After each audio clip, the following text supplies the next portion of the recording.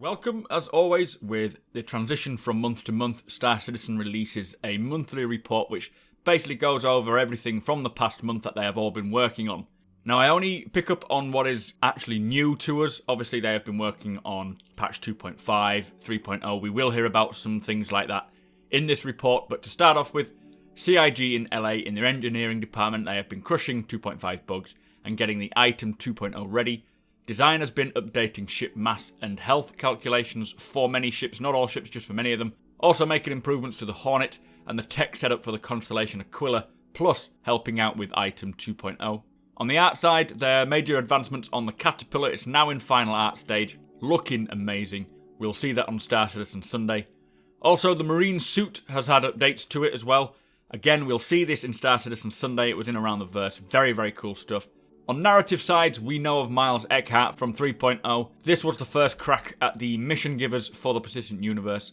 They've also fleshed out the tone, the flavour and the characters needed for 3.0, as well as the text for missions and NPCs. In QA, they have been testing 2.5, Star Marine and Squadron 42. They're also working on the item 2.0, ship level of details, lighting and landing gear. So, CIG in Austin. The design has been ensuring that the elevators work correctly. Now, these are actually more complicated than you would think. They are not loading screens within the game. They are actual functioning items within the game world that will move up and down. They're also focused on a selling kiosk plan, which is a way for you to sell your goods that you have purchased. They've also identified the first 20 commodities available to collect, transport and sell. Unfortunately, they haven't told us what they are, but they have iterated on designs for resource spawning, trade routes and quantum fuel models. So in the back-end services, they have wrapped up work on the Service Beacon feature, which is the Mobiglass app to allow us to request or accept help and services from other players. It does sound like it's nearly ready. I doubt we'll get this in 2.6, but most likely 3.0 is going to be implemented there. They've also worked on some hookups into the player info service. This just provides details on NPC relationships. So in the art and animation side, they have implemented and polished numerous NPC animations, and they have now finally been able to see their work in subsumption. Combat speed enter and exit has been added to the Gladius and the Vanguard. Speaking of which, they now have the dropship seat enter and exit for the Hoplite. This is the new Vanguard variant, which they revealed at Gamescom. They have completed an initial pass on the character interactions with the Ursa and the Dragonfly. The Aquila is in grey boxing. It's soon to pass into final art stage. I do wonder if we'll see this before the Caterpillar. Obviously, the Aquila is a Constellation variant. The Andromeda is out, so they just need to swap the things over to the Aquila or the Aquila, whereas the Caterpillar sounds like it needs a bit more work. Also, final polish on the Herald. They're just about set for a lighting adjustment next. This is going to come very, very soon. I'm hoping it's going to be flyable rather than just hangar ready, but either one I would be happy with. They've also done a final pass on the Levski landing zone and the Grimhex station. So, QA have heavily tested the Stanton system. This is again 3.0. They have had frequent Star Marine playtests, and the focus is on, obviously, Squadron 42 as well. Very exciting things to be testing. Anyway, Foundry 42 in the UK. In the programming department, they mentioned the 3.0 demo saw the in-game map, or the new in-game map. This will match the UI and feature numerous functions. For example, you can select a quantum drive destination rather than what we currently have, which is where you've got to locate it through a cluster of different options and then click go, basically, but it's not going to be as complicated as that. The FPS team has also been refining and implementing new game modes for Star Marine. So, on art, the Moby has had another pass. They have pumped out ship brochures, worked on a new ship. Kastek Arms ballistic shotgun is in development, and the Claws and Werner Energy handgun is almost complete. It does sound like we will be getting quite a few more weapons for 2.6. Obviously, they are needed because we don't have a great deal at the moment. My hope, though, is for accessories. They're also running a Nightbridge Arms weapon through the streamlined ship weapons process, which sounds like a much quicker way of getting these weapons out to us. So in visual effects, we saw the burning effect on the Freelancer during atmospheric entry in 3.0, plus they worked on and polished all the weapon effects. They did a full flight and hover pass on the Dragonfly, and ship landing effects improvements. And finally, the surface dust kicking up from the Ursa rover is down to these guys. So in the environmental art, we saw a lot of cool environments with 3.0, including vistas seen from space, the Levski interior, the moon base with its small compounds. They did say that they are very excited to start developing structures half buried in deserts or engulfed by overgrown jungles. This is something that's going to be so cool. Very much like what we heard about the derelict ships on planets. Seeing the jungle is just going to blow my mind. We are still yet to see this, but it's coming. Anyway, in animation, they have been fixing some aim poses, select and deselect animations, crouch movements, and smoothed out the head cam when jumping. In design, they say coming soon we'll have flight model improvements, landing and takeoff systems, cargo system first tier design, which we heard about last week on Around the Verse, the conversion of all ships to the new item 2.0. They've also been working with environments to improve the FPS levels for Star Marine. They've worked on a slalom racetrack for Grim Hex, which they say is going to be awesome for Dragonfly pilots. And they've updated Arena Commander and added some cool new missions to Star Citizen Live, which is what we are playing right now.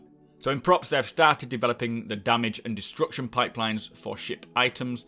They said that when you pop open a ship panel and you see the item, they want you to visibly see it's damaged and hopefully be able to tell what is wrong with it and whether or not you can fix it or just replace it. Very, very cool. In graphics, they are working on tech to populate the universe with asteroid fields, gas clouds, lighting and visual effects on planets. It will seamlessly spawn hundreds of thousands of asteroids at once, each containing billions of asteroids. Lots of mining opportunities there.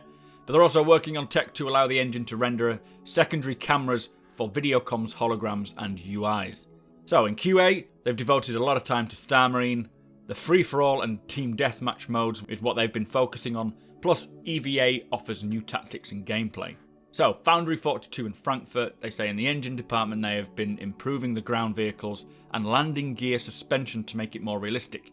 This is something I've been wanting for a while. The landing gear on ships, whenever you land, it's just solid, as if you're jumping without bending your knees. I'm very excited to get this new realistic landing. It's going to just look so much better. Anyway, in the AI, they now have NPCs tracking both friendly and hostile characters. Design side, they've started designing a new spaceflight maneuvers with the goal of creating more advanced dogfighting tactics for single-seat AI ships. Also, work is being done on gathering systems for various professions. Things like gameplay loops when it comes to gathering resources, so you're harvesting from asteroids or gas clouds and then selling them, or even being just hired to gather or transport materials. They've almost finalised the FPS suit design. They want to break it up for modularity as well as adding components and other attachments. This is something, again, we will hear in Star Citizen Sunday this week. Very, very cool is that you can add different components to your spacesuit, just like you can with your ships, as well as things like your CPU inside your helmet and so on and so forth. Very, very cool. Cannot wait to get our hands on that.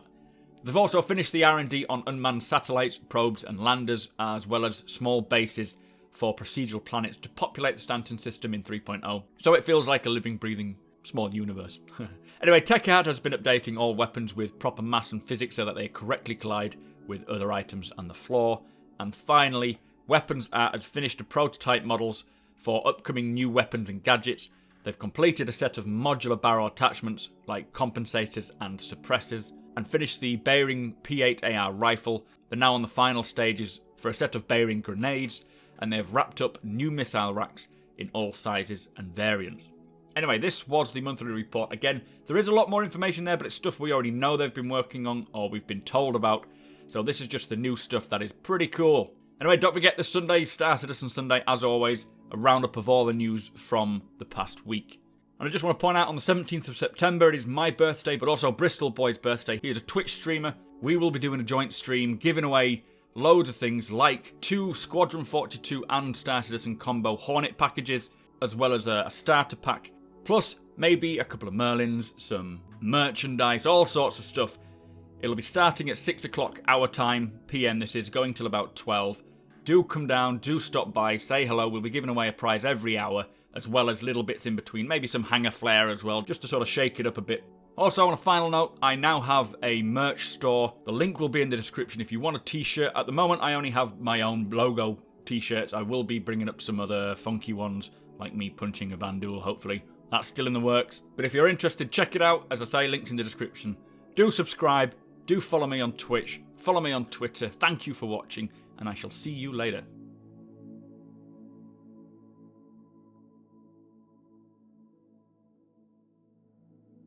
What it's called is one of the tasks needed, which will just really place you in the world. They've got a good plan for it. Teabag!